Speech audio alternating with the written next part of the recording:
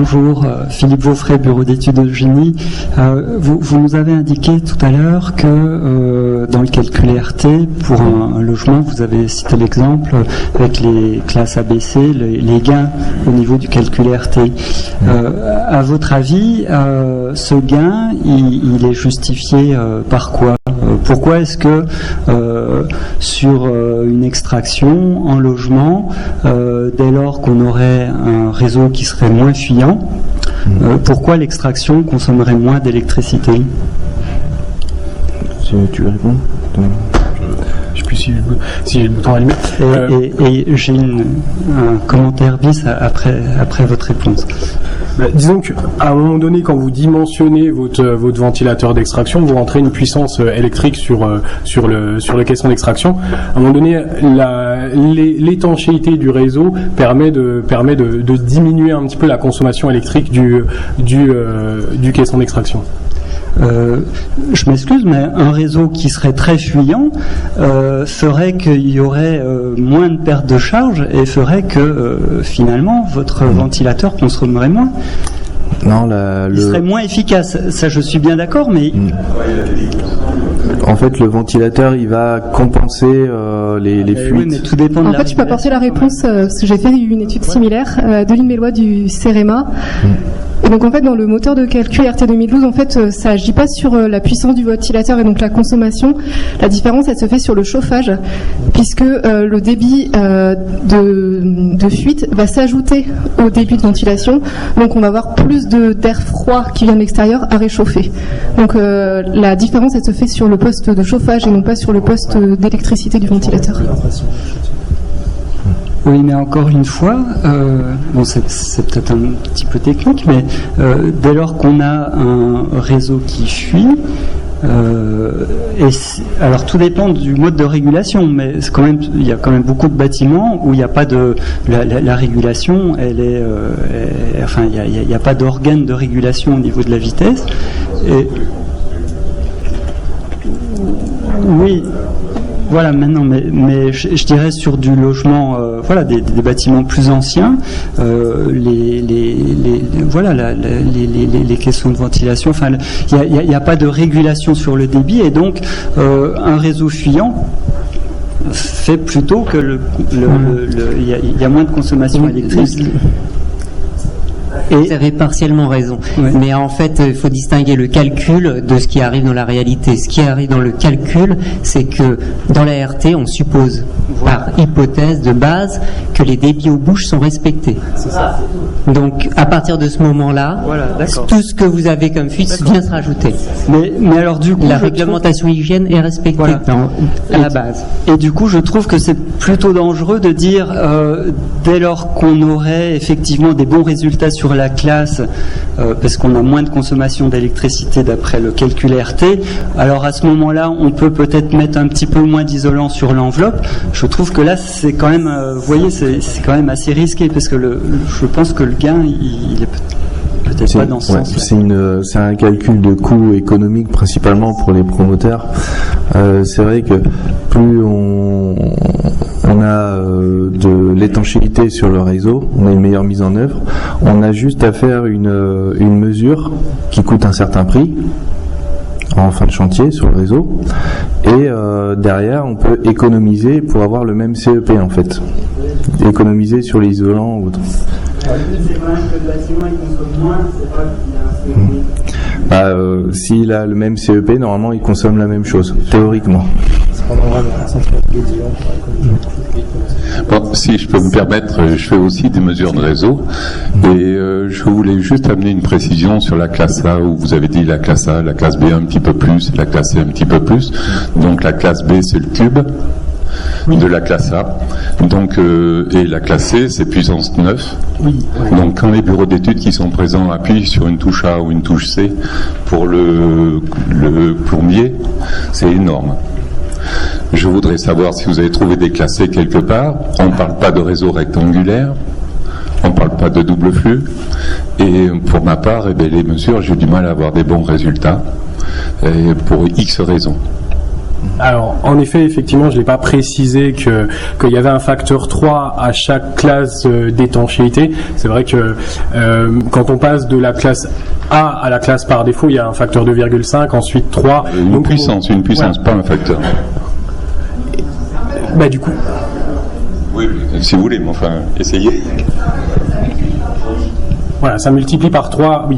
C'est pas, oui. Ce qui donne effectivement au cube, si on prend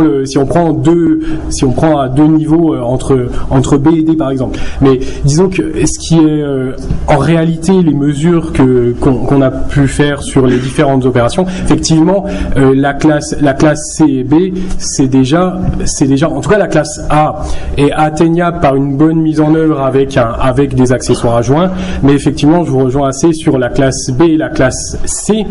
La classe D, j'en parle pas, même si j'ai déjà vu des retours de mesures où on atteignait la classe D. Après, quelle est la pertinence du test, je sais pas. Mais effectivement, c'est pas anodin de changer la classe d'étanchéité du réseau, et il faut que le thermicien en soit bien conscient. On est d'accord là-dessus. Enfin, dans mes propos, c'était surtout apprenons à faire la classe A correctement avant d'essayer d'aller un petit peu plus loin. Ça sera déjà pas mal, parce que c'est déjà assez compliqué. Et deuxièmement, c'est les accessoires adjoints. S'il faut être issu de laboratoire, je suis un ancien chez Aldes, j'étais responsable de la promotion. Donc je suis pas contre les accessoires adjoints. La seule chose, c'est qu'en hiver, les tuyaux, ils tombent du camion, ils sont ovalisés. Un accessoire adjoint, il est dur. Quand on enfile un tuyau ovalisé sur un accessoire adjoint, on coupe. Donc la meilleure solution pour faire un réseau étanche, c'est mettre de la bande mastic et du mastic. Point. Et on s'évite l'accessoire adjoint, ou alors on le pose en ce moment quand il fait 27 degrés. C'est vrai. Merci. D'autres réactions, d'autres questions, d'autres débats? J'ai peut-être une précision à vous demander, puisqu'on voit que la mesure c'est bien, intervenir à la fin pour s'évaluer et vérifier, c'est intéressant. Par contre, je pense que le plus intéressant, c'est comme d'habitude d'intervenir pendant la mise en œuvre pour s'assurer qu'il y a un bon travail de mise en œuvre, ce que vous dites que vous faites. Vous intervenez comment à ce moment-là? C'est plus en assistance de la maîtrise d'œuvre, en assistance des entreprises. Enfin, comment se déroule exactement cette mission-là, et quel coût à peu près ça peut avoir pour qu'on puisse imaginer un maître d'ouvrage qui veuille faire les choses bien dès le départ et qui veuille le prévoir d'entrée dans son budget par exemple. Comment ça peut se passer? Alors, il y a deux choses qui peuvent être faites. Donc effectivement, en conception, alors nous on fait pas de prescription au niveau de la conception pour la thermique. Par contre, effectivement, on peut prévoir en cours de chantier des tests. On peut prévoir effectivement lorsque le réseau n'est pas complètement terminé, il est tout à fait possible de prévoir des tests. Maintenant, pour les visites de suite chantier, alors je sais pas si Guillaume en a parlé. On fait plus de la suite chantier. Enfin, pour mon cas, sur le global au niveau de la certification. On fait pas spécialement du suite chantier au niveau de la ventilation. Si après on peut, on fait le suivi chantier, on regarde la mise en œuvre visuellement des réseaux, voir si le DTU est bien respecté, et après dès lors qu'il est possible de faire la mesure, on fait une mesure pour vérifier l'étanchéité sur une partie ou sur tout le réseau. Je voulais juste une remarque pour compléter, parce que je trouve ça vraiment très intéressant, de la sensibilisation pour les personnes qui s'occupent de la mise en œuvre. Mais il ne faut pas oublier non plus que la conception a une part de responsabilité, parce qu'on voit notamment, et surtout en maison individuelle, que s'il n'y a pas de passage de prévu pour les gaines, par exemple, et la personne elle a beau vouloir faire tout ce qu'elle veut pour bien faire, à un moment la gaine, s'il n'y a pas de passage prévu, elle va être écrasée et déchirée.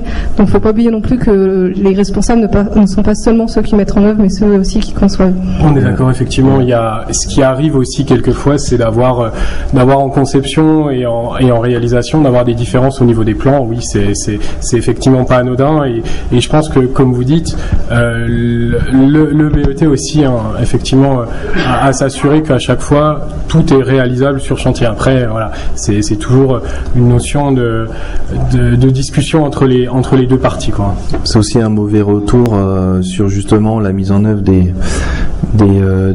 accessoires adjoints joints, si on a un petit décalage des réservations de gaines qu'il faut décaler, dès lors qu'on est à plus de 10 degrés, le joint il est mal écrasé à l'intérieur et il y a une fuite. Donc on est obligé de colmater tout ça, et donc ce qui fait que au final on perd du temps aussi sur le mastic et les bandes adhésives. Alors, je suis désolé, je reviens sur mon histoire de coût. C'est vrai qu'aujourd'hui, on commence à avoir des retours sur les tests d'étanchéité à l'air de l'enveloppe.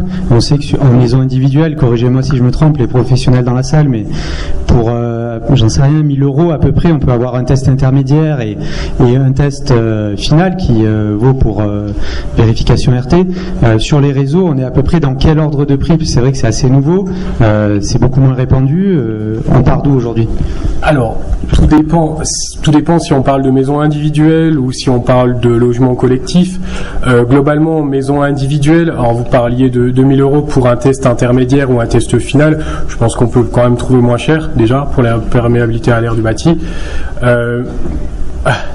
Maintenant, pour la perméabilité à l'air des réseaux sur une maison individuelle, le test, on sera dans les alentours de 500 € à peu près. Après, c'est le temps passé sur l'opération qui prime. Et sur le rapport qui est pour l'instant. Certains, disons qu'il y a des logiciels qui existent qui permettent de gagner du temps sur la perméabilité du bâti. Pour la perméabilité des réseaux, il n'y a pas encore de logiciel qui nous aide à faire les rapports, quoi.